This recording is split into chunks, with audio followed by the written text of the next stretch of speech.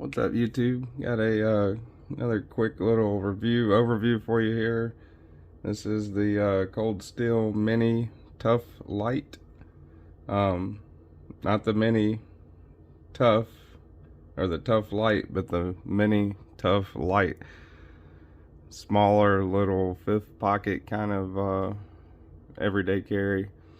Before I get into it, thank you all for watching the video and subscribing to the channel. I appreciate it.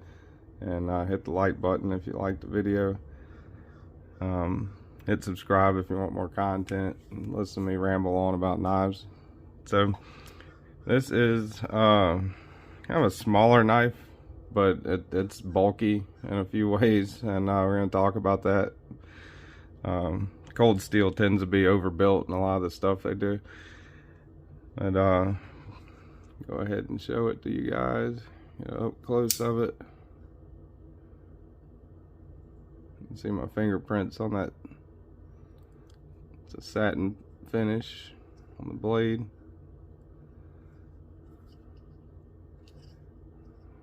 Go ahead and do size comparisons. Get that out the way. You got the Spyderco Paramilitary 2. Can't talk this morning. That's a Spyderco Paramilitary 2 and the Spyderco Para 3, which both of them pretty much dwarf the knife. A lot bigger on both fronts. Another size comparison. Another cold steel knife, the 8010. Monstrously big compared to it. Looks like a sword compared to a knife.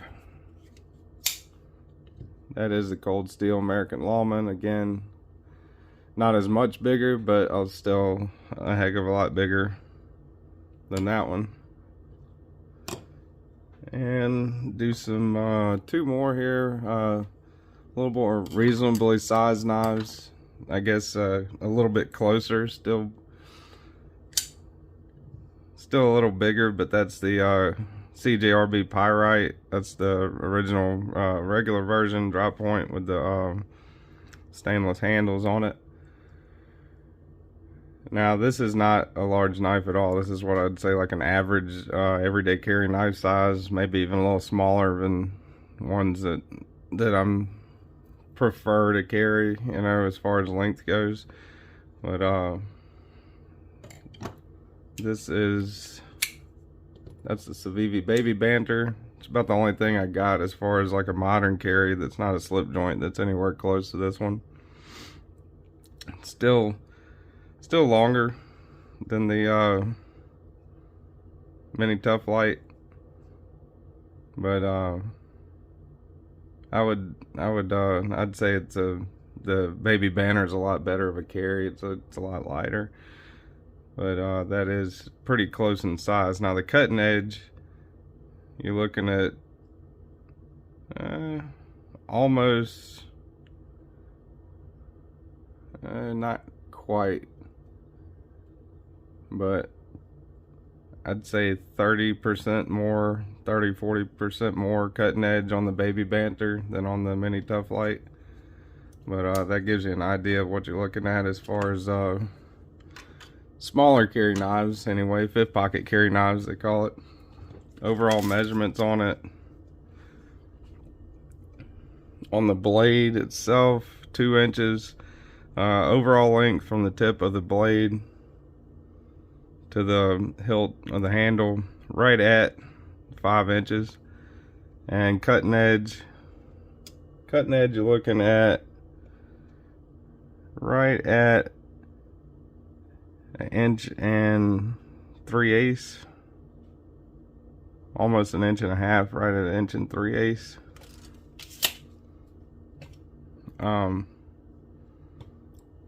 Go ahead and do blade stock thickness. Turn the calibers on.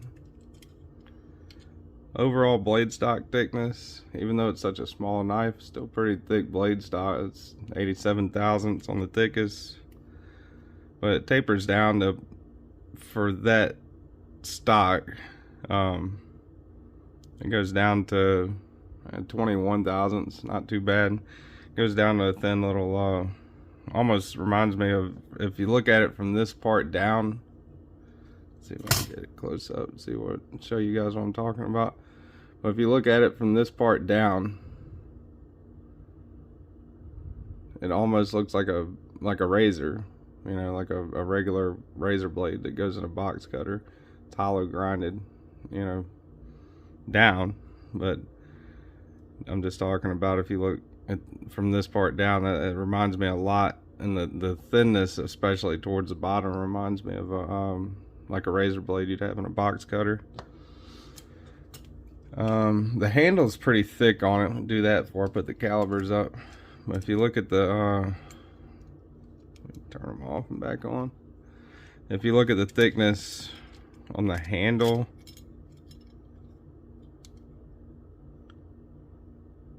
yeah, handle's 460 thousandths. It's pretty close to half an inch on the handle, you know. So to me, for such a smaller knife, that's pretty thick for the handle. You know, it's fairly bulky. It'll fit in the fifth pocket on your jeans, that little pocket that's right above like your left or right front pocket. It'll fit in your fifth pocket with no problem. But let me see if I can get the jean pockets out, show you guys how it carries. So that's a pocket clip. It's not a deep carry at all. It is bent out a little bit because I bent it out on accident. It snagged on something, which that's, I guess, one bad thing about that is it sticks out like that. So I was walking past something at work and it grabbed it and kind of bent it out a little bit. And that's about how much you're gonna have sticking out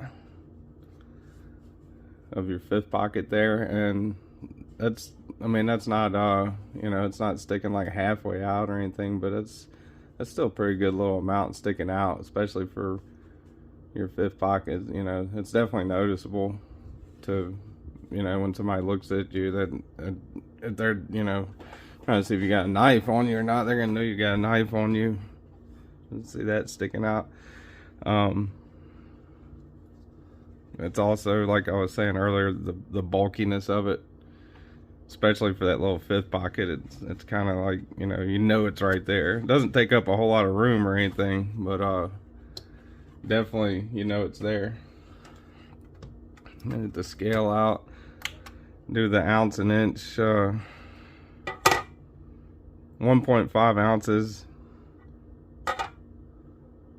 That's pretty good. What's pretty funny is, to me anyway, it's kind of ironic because that's the only cold steel knife I got that matches the ounce and inch ratio, and it's this little bitty one. Hardware check on it. T8. I think that's T8. I'm gonna get the T10 just to make sure. Yep, that's T8.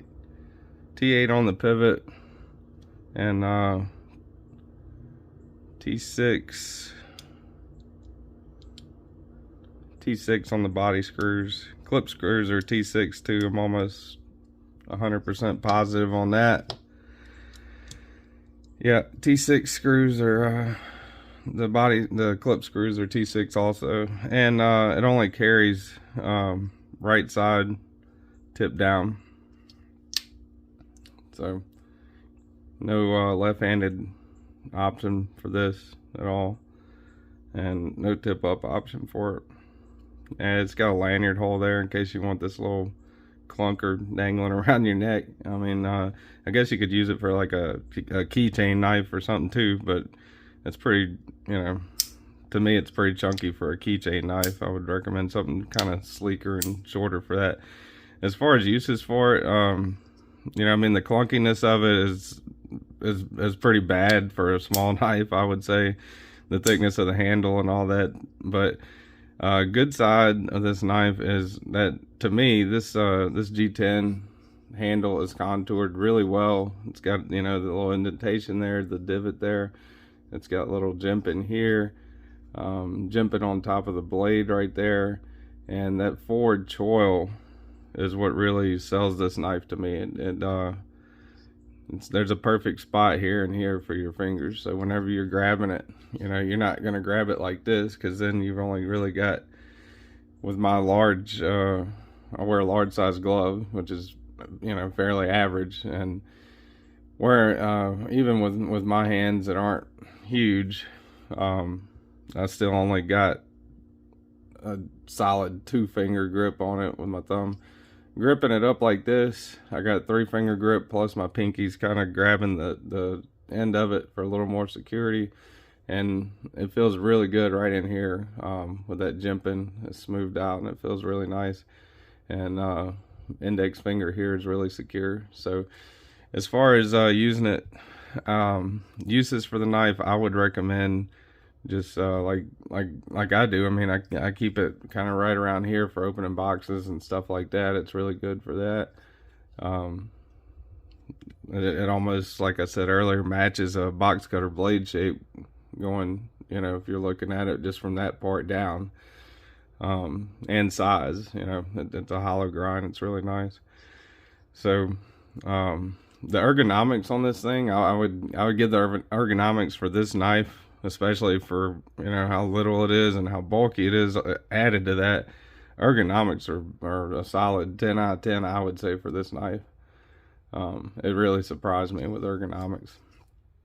The smoothness of the G10, it's contoured good.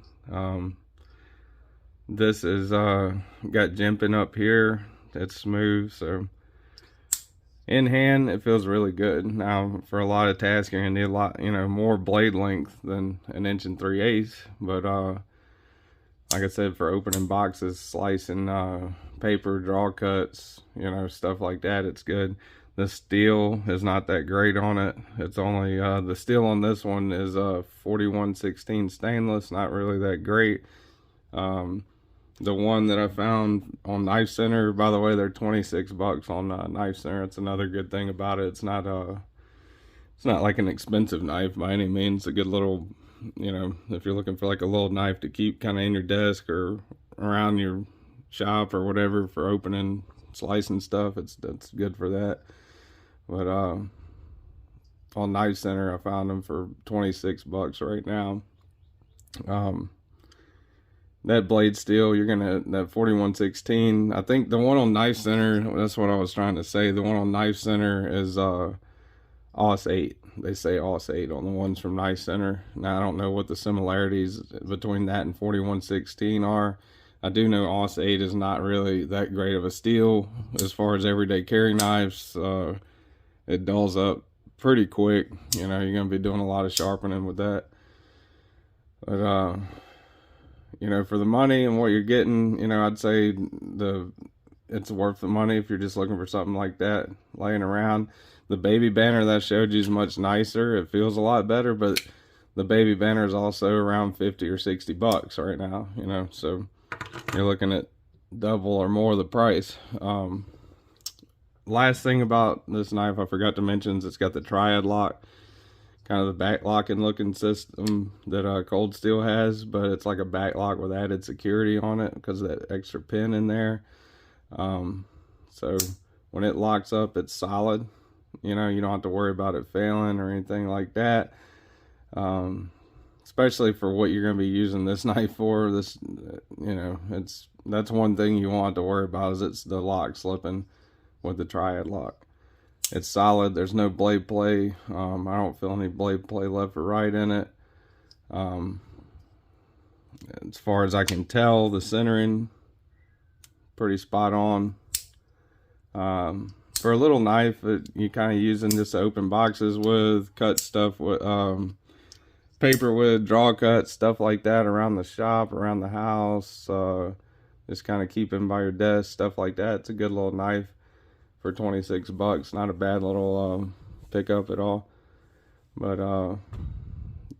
the steel, you know, it's a little bulky in the fifth pocket, and the steel is not, you know, winning any prizes. So, but that is it.